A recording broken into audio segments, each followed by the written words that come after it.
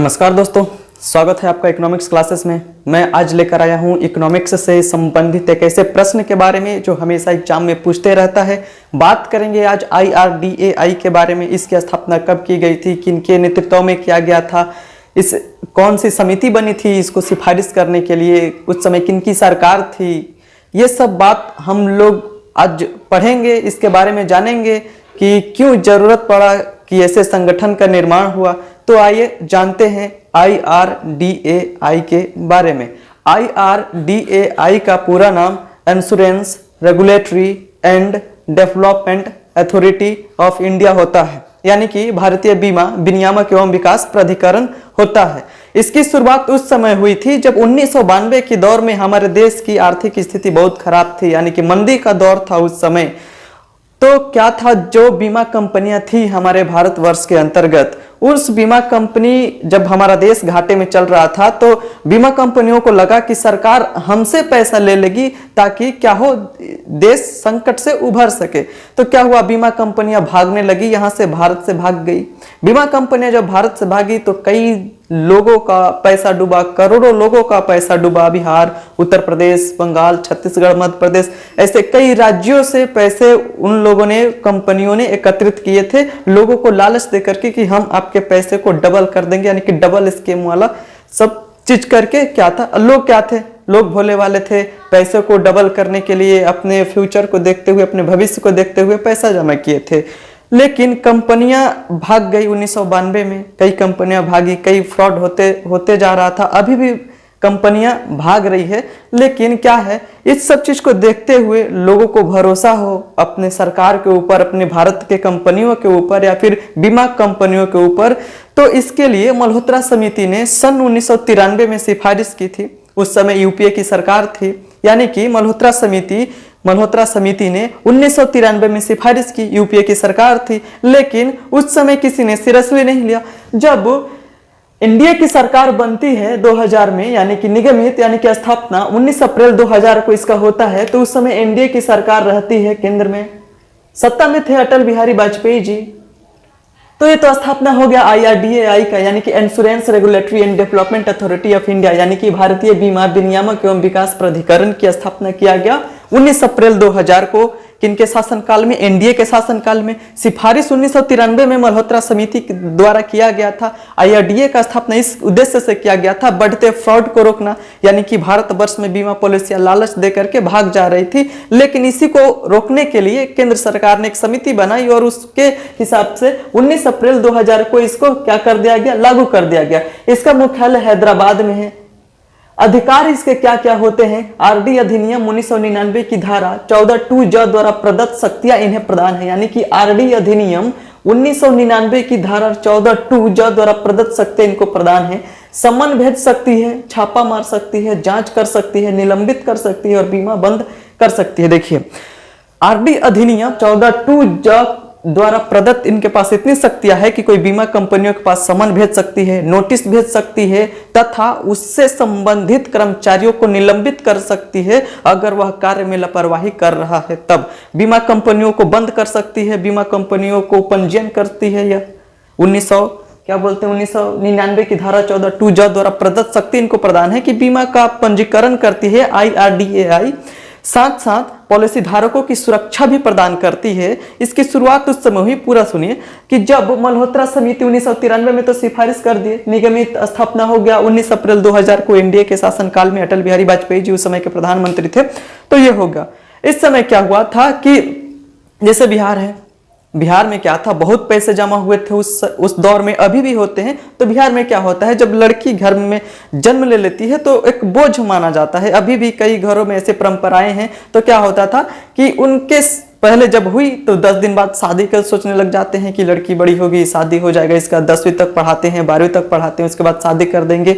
तो क्या था, उनके नाम से पैसा जमा कर देते हैं। जब पैसा जमा कर दिए, 10 साल हुआ, पैसा लेने गए तो पता चल रहा कंपनी भाग गई, या फिर जब जमा कर रहे हैं तो कंपनी भाग गई। तो कंपनियां क्या करती थी कि गांव के जो पढ़े लिखे लोग हैं या फिर उनको एजेंट बनाती थी। वो एजेंट गांव में जाते थे, गांव में जाने के बाद कहते थे कि भैया, चाचा, दादा, दादी, जो भी लगे रिलेशन में, उनसे क्या करते करते थे, बीमा करा लेते थे। जब बीमा करा लेते थे, जब पूरा होने वाला रहता था, यानी कि 3 साल का फिक्स किया, 3 साल होने वाला था, तब तक पता चलता है कि आपकी कंपनी भाग गई। आप एजेंट को पकड़ोगे कि आप कंपनी को बोलोगे? भाई एजेंट तो कुछ कर नहीं सकता, वो तो कंपनी का एक माध्यम है जोड़ने के लिए। तो क्या था, यहाँ पे बहुत फ्रॉड हुआ था, तो लोगों ने कई एजेंटों पे भरोसा छोड़ दिया। और आज भी ऐसा सिचुएशन हो चुका है कि कई लोग आजकल बीमा कंपनियों पे भरोसा नहीं कर रहे हैं, चाहे वो सरकारी हो चाहे निजी हो। लेकिन आइए देखते हैं, इसके अधिकार के बारे में तो हो गया। अब IRDAI का कार्य क्या है? पॉलिसी धारक की सुरक्षा करना, पंजीकरण करना, गैर जीवन बीमा दर तय करना, बीमा मध्यस्थों का लाइसेंस देना। अगर IRDA के अंतर्गत आने वाले सभी बीमा कंपनियां, चाहे वो निजी हो चाहे वो सरकारी हो, IRDA के अधीन आती हैं, तो उनका काम होता है पॉलिसी धारकों की रक्षा करना। यानी कि आप अगर LIC में पैसा जमा किए हो तो आपकी निगरानी IRDAI करेगा, यानी कि भारतीय बीमा विकास एवं प्राधिकरण करेगा।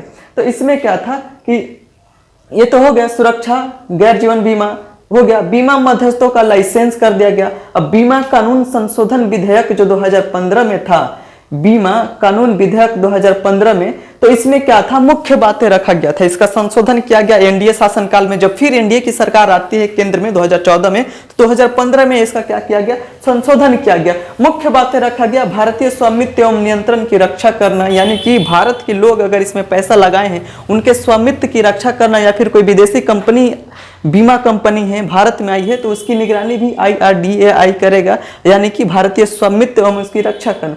विदेशी निवेश को बढ़ाना था। विदेशी निवेश जो थे, क्योंकि देख विदेशी निवेश को इसलिए बढ़ाना था ताकि उन विदेशियों के पास ज्यादा पैसा होता है, बड़ी बड़ी कंपनियां रहती हैं। अगर हमारे देश में निवेश करेंगी और यहाँ से पैसा लेकर उनमें इन्वेस्ट करेंगी तो क्या होगा कि इसमें ब्याज दर ज्यादा मिलेगा और डबल वाले स्कैम भी क्या होंगे, ज्यादा मिलेंगे। तो क्या होगा, ब्याज दर बढ़ाने के लिए विदेशी निवेश को बढ़ावा दिया गया।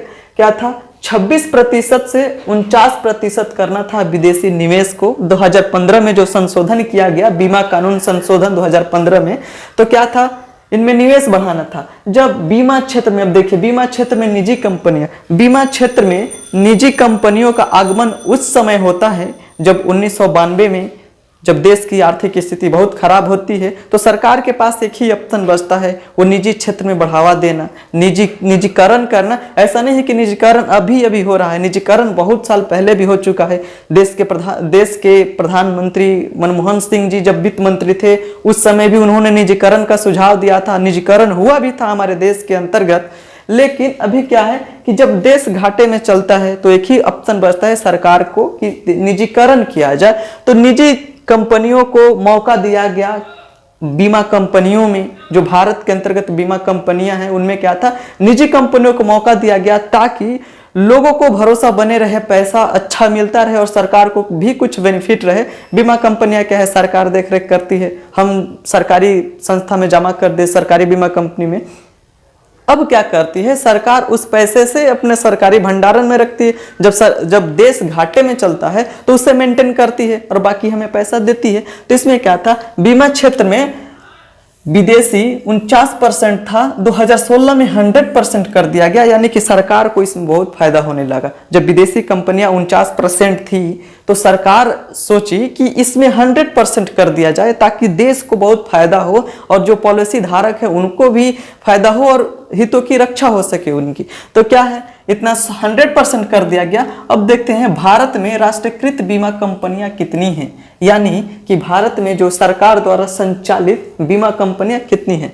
पहला है भारतीय जीवन बीमा निगम लिमिटेड, दूसरा है भारतीय Sadharan Jeevan Bima Nigam Limited, National Insurance Company Limited, United India Insurance Company Limited, Oriental Insurance Company Limited, New India Insurance Company Limited. ये 6 ठो हैं भारत सरकार के अंतर्गत, यानी कि भारत सरकार के अंतर्गत आने वाले सभी सरकारी बीमा कंपनियां, यानी कि भारतीय जीवन बीमा निगम लिमिटेड LIC, भारतीय Sadharan Jeevan Bima Nigam Limited, National Insurance Company Limited, United India Insurance Company Limited, Oriental Insurance Company Limited तथा New India Insurance Company Limited. लोगों के मन में एक ऐसे गलत तरह का भावना उत्पन्न हो चुका है बीमा कंपनियों को भारत से भागने का, जिस वजह से अगर आप यहाँ पे आते हो, बोलते हो कि मैं ओरिएंटल इंश्योरेंस कंपनी का एजेंट हूँ, आप इसमें कराइए, ये सरकारी है, आप इसमें बीमा कराइए, पैसा डूबेगा नहीं, सरकार आपको पैसा देगी। लोगों के मन में डर अभी भी बना है,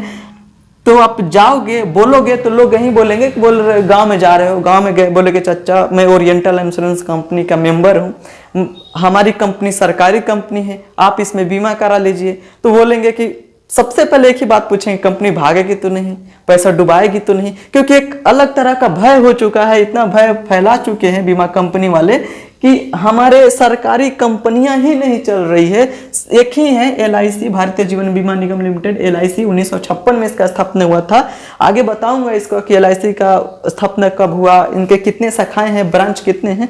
तो ये क्या था, इतनी कंपनियां हैं। अब इसमें क्या होता है, इसकी निगरानी IRDAI करती है, इसकी निगरानी करती है। अगर आपका पैसा डूबता है तो भारत सरकार की जवाबदेही बनती है, कंपनियों की सुरक्षा प्रदान करना, कंपनियों का कार्यालय खोलने की अनुमति देना, ये सब IRDAI के अधीन आते हैं। सरकार तुरंत मान्यता दे देती है। भारत वर्ष में बहुत बीमा कंपनियां हैं, जैसे प्राइवेट सेक्टर में श्री राम इंश्योरेंस कंपनियां, स्टेट बैंक इंश्योरेंस कंपनियां, HDFC इंश्योरेंस कंपनियां, जितने भी बैंक से संबंधित बीमा कंपनियां हैं वो सभी प्राइवेट हैं।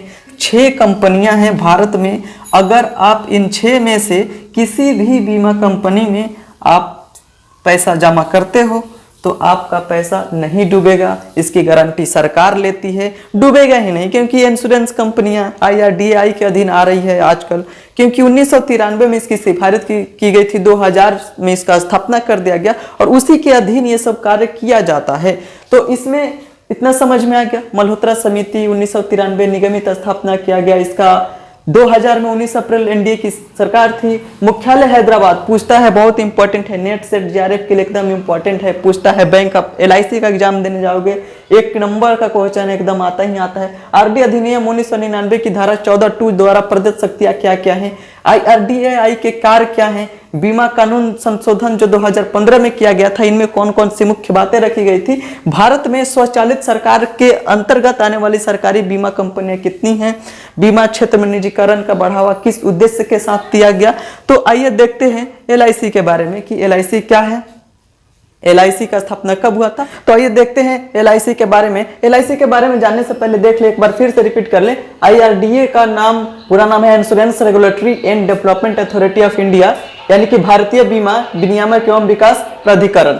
मल्होत्रा समिति ने इसकी सिफारिश की थी 1993 में। निगमित किया गया, स्थापना 19 अप्रैल 2000 में NDA के शासनकाल में। मुख्यालय इसका हैदराबाद है। अधिकार इसके हैं RD अधिनियम 1999 की धारा 14(2) द्वारा प्रदत्त शक्तियां, सम्मन भेज सकता है, छापा मार सकता है, अचानक से सम्मन भेज देगा, छापा मारेगा, अचानक से जांच करने चल देगा। कई अधिकारी अगर अच्छे से कार्य नहीं कर रहे हैं तो उसको निलंबित कर सकता है, बीमा कंपनियों को रद्द कर सकता है। अगर आप फ्रॉड कर रहे हो, गलत नियम पॉलिसी धारक कर रहे हो तो क्या होगा, इसमें बंद कर देगा।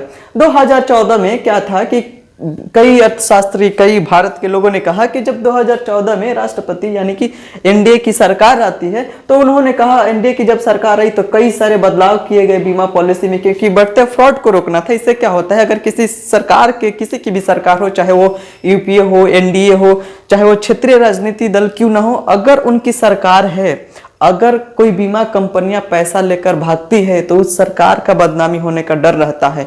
तो बढ़ते फ्रॉड को रोकने के लिए, उसमें और कड़े नियम बनाने के लिए यहाँ पे NDA के नेतृत्व में 2014 में इसमें कई बदलाव किए गए। पहला बदलाव किया गया कि IRDA का नाम बदलकर राष्ट्रपति के हस्ताक्षर के उपरांत इसका नाम पूरा कर दिया गया, यानी कि भारतीय इसमें जोड़ दिया गया। पहले क्या था, ये आगे का आई नहीं था, बस RDAI था, लेकिन 2014 में राष्ट्रपति के हस्ताक्षर के उपरांत इसमें आई जोड़ दिया गया। तब से ये यहाँ पे आई जोड़ा गया, ये वाला इंडिया वाला। ये इंश्योरेंस वैसे ही था, IRDAI ऐसा ही था, लेकिन यहाँ पे आई जोड़ दिया गया, यानी कि भारतीय आगे जोड़ दिया गया। पहले क्या था, बीमा, ये यहां से था 2014 के पहले बीमा विनियामक एवं विकास प्राधिकरण, लेकिन राष्ट्रपति के हस्ताक्षर के उपरांत हो गया भारतीय बीमा विनियामक एवं विकास प्राधिकरण। प्रश्न पूछता है कि IRDAI कब से अस्तित्व में आया, तो अस्तित्व में आया 2014 में, क्योंकि अगर IRDAI पूछा है, IRDA पूछता तब बोलते कि 2000 में आया, तो 19 अप्रैल 2000 में इसका स्थापना किया गया। 2014 में राष्ट्रपति के हस्ताक्षर के उपरांत इसको नामकरण करके यहाँ पे भारत जोड़ दिया गया। उसके बाद संशोधन किया गया 2015 में। उसकी मुख्य बातें क्या थी ये पढ़े ही। इसके बाद जानते हैं भारतीय जीवन बीमा निगम लिमिटेड यानी कि LIC के बारे में। सरकार द्वारा संचालित सरकारी कंपनियों में से सबसे बेहतर कंपनियां LIC है। लोगों को इसके ऊपर विश्वास है। बाकी ओरिएंटल इंश्योरेंस कंपनियां, न्यू इंश्योरेंस कंपनियां हैं, साधारण भारतीय साधारण बीमा निगम लिमिटेड, इस पे क्या है कि लोगों को भरोसा नहीं है। अगर आप ओरिएंटल इंश्योरेंस कंपनी वाले हो जाओगे लोगों के पास तो कोई भी बोलेगा यार यार सरकारी है, सरकारी नहीं है, पैसा लेकर भाग जाएगा, तो लोगों के मन में एक अलग तरह का एक भावना जागा।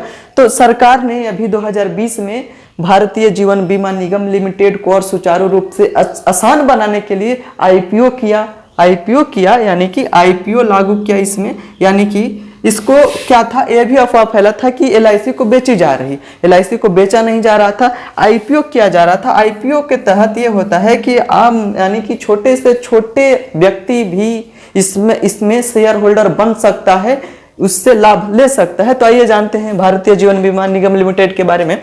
स्थापना किया गया सितंबर का महीना था 1956 में। उस समय क्या था, देश आजाद हो चुका था हमारा। 1956 में स्थापना किया गया सितंबर में। केंद्रीय कार्यालय इसका मुंबई था, केंद्रीय कार्यालय मुंबई। बहुत सारे बीमा कंपनियों का मुख्यालय मुंबई है। इसमें क्या था, क्षेत्रीय कार्यालय इसके हैं चेन्नई, भोपाल, नई दिल्ली, कोलकाता, हैदराबाद और कानपुर। इसमें इसका क्षेत्रीय कार्यालय है यानी कि मुख्य कार्यालय क्या है, मुंबई में है। क्षेत्रीय कार्यालय चेन्नई, भोपाल, नई दिल्ली, कोलकाता, हैदराबाद तथा कानपुर में है। मंडल कार्यालय जैसे कि अनुमंडल, प्रमंडल होता है, वैसे ही इसका मंडल कार्यालय 109 मंडलों में इसका कार्यालय है। शाखा कार्यालय यानी कि आप किसी शहर में जाओगे, छोटे बड़े शहर में जाओगे तो वहाँ LIC का एक शाखा खुले रहता है। उसको ही जोड़कर मानकर चलो कि 5, 10, 15 गाँव में अगर एक शहर है तो क्या हुआ, शहर में एक LIC अपना शाखा खोल लेगा। तो इसकी शाखा की संख्या है 2048 शाखा की संख्या है। मोबाइल कार्यालय 1004 है यानी कि एजेंटों के माध्यम से जो कार्यालय चलते हैं वो 1004 है यानी कि एकदम मिनी, जैसे कि मिनी ब्रांच बैंकों का होता है उसी तरह से मोबाइल कार्यालय है। विदेशों में भी इसकी शाखाएं हैं। देखिए भारत के लोग तो भरोसा नहीं करते, अभी कर रहे हैं, जैसे जैसे लोग शिक्षित हो रहे हैं वैसे वैसे लोग कर रहे हैं। तो इसमें क्या है, विदेशों में LIC का भी बहुत बोलबाला है, जैसे फिजी, मॉरिशस और ब्रिटेन। देखिए ब्रिटेन वैसे देश में हमारी LIC कंपनियां जाके वहां चला रही है। जिस देश के लोगों ने हमारे देश के ऊपर राज्य किया 200 वर्षों तक, उस देश के लोग भी LIC के ऊपर भरोसा कर रहे हैं, लेकिन हम अपने भारतीय कंपनी पे ही भरोसा नहीं कर रहे हैं। सहयोगी कंपनियों के साथ यानी कि LIC भी है। LIC बहुत देशों में चला रही है। LIC कई देशों में अपने मुख्य कार्यालय के साथ या फिर सहयोगी बीमा कंपनियों के साथ, दूसरे वहां के स्थानीय बीमा कंपनियों के साथ वहां चला रही है। तो वहां कौन से है, Bahrain, Nepal, Sri Lanka, Kenya, Saudi Arabia. इन देशों में क्या है, इन देशों में LIC के साथ वहां की कंपनियां, बीमा कंपनियां मिलकर एक चलाती है कंपनियां, जिसमें Bahrain, Nepal, Sri Lanka, Kenya, Saudi Arabia है। इतना तो याद आ गया। एक बार फिर से देखिए, स्थापना LIC का 1956 में किया गया था। उसके बाद से कार्यालय, इसका मुख्य कार्यालय मुंबई में है। 6 इसका क्षेत्रीय कार्यालय चेन्नई, भोपाल, नई दिल्ली, कोलकाता, हैदराबाद। मंडल कार्यालय 109, शाखा कार्यालय 2048, मोबाइल कार्यालय 1004। विदेशों में इसके शाखाएं फिजी, मॉरिशस, ब्रिटेन। अब समस्या ये हो जाती है कि हम पता कैसे करें कि कौन सी बीमा कंपनियां सरकारी है, निजी है, कौन सी कंपनियां IRDA के अधीन आती है, IRDAI के अधीन आती हैं। तो एक काम कीजिएगा, जब आपसे कोई आकर कहे, कोई एजेंट की हमारी बीमा कंपनियां इतनी बड़ी है, एकदम आप नाम सुन रहे हो, ठीक है, आप नाम सुन रहे हो उस बीमा कंपनियां का ये अच्छी है, लेकिन अगर कोई एजेंट आके कहता है कि हमारी बीमा कंपनियां बहुत अच्छी है, आप इसमें पैसा शेयर करो, फिक्स करो, तो एक काम करना, सबसे पहले IRDAI के वेबसाइट पे जाना, ऑफिशियल वेबसाइट पे जाना, वहां देखना कि सरकारी कंपनियां 6 ठो तो पहले ही आ जाएगा। निजी कंपनियां कितनी हैं, क्या वह व्यक्ति, वह एजेंट, उसका जो एजेंट है जिस कंपनी का, उसका नाम IRDAI के अधीन में आता है कि नहीं आता है, IRDA के लिस्ट में आता है कि नहीं आता है, इसको देखेगा। उसके बाद से देखिए क्या था, अभी भी बिहार में कितने कंपनियां लेकर भागी थी। क्या था दुकानदार, क्या था 50-100 रुपया दे रहे थे। लेकिन जब से 2014 में संशोधन किया गया था, 2016 में इसका और कड़ा नियम बनाया गया, तब तक ये छोटी छोटी कंपनियां भाग गई क्योंकि ये फ्रॉड कर रही थी, इसका कोई रजिस्ट्रेशन नहीं था, ये पंजीकृत नहीं थे IRDAI के अधीन, उनकी ऑफिशियल वेबसाइट पे इन लोगों का नाम नहीं था। सरकार ने साफ तौर पे कह दिया था कि फर्जी बीमा कंपनियों के ऊपर हम लोग कार्रवाई करेंगे। इसके डर से कितने लोगों का पैसा भी डूबा है। आप ध्यान रखिएगा, जब भी बीमा कंपनी में करवाइए, बीमा पॉलिसी करवाइए, आप या तो बैंक में करवाइए, नहीं तो सरकारी संस्था के अधीन 6 बीमा कंपनियां आती हैं। आंख बंद करके इस बीमा कंपनियां 6 बीमा कंपनियों में मैं जो बताया उसमें कीजिए, या फिर बैंक से संबंधित किसी बीमा कंपनियों में कराइएगा, तब आपका पैसा सेव रहेगा। ये सब समझ में आ गया आप लोगों को। मल्होत्रा समिति की सिफारिश पे एनडीए की सरकार थी, उस समय लागू नहीं किया गया। निगमित स्थापना, इसका यानी कि निगमित मतलब स्थापना 19 अप्रैल 2000 को हुआ। मुख्यालय इसका हैदराबाद में है। आरडी अधिनियम धारा 1999 के तहत 14(2) जज द्वारा प्रदत्त कितनी शक्तियां प्रदान है इनको, इनकी मुख्य बातें क्या है, IRDAI का कार्य क्या है। IRDAI का कार्य, सबसे प्रमुख कार्य है बीमा जो शेयर होल्डर हैं उसमें और पॉलिसी धारकों की रक्षा करना, मुख्य कार्य यही है। इसी की खातिर हम आम जनता के खातिर IRDAI का स्थापना किया गया। सरकार बदनाम ना हो इसके लिए स्थापना किया गया। आई होप आप लोगों को यह वीडियो पसंद आया होगा। बने रहिए हमारे चैनल के साथ। नियमित रूप से एक इकोनॉमिक्स से संबंधित हम प्रश्न लेकर आते रहेंगे। इकोनॉमिक्स के साथ साथ और भी बाकी चीजें आप लोगों के पास में लेकर आऊंगा। बने रहिए हमारे चैनल के साथ, नियमित रूप से वीडियो देखते रहिए। जय हिंद, जय भारत।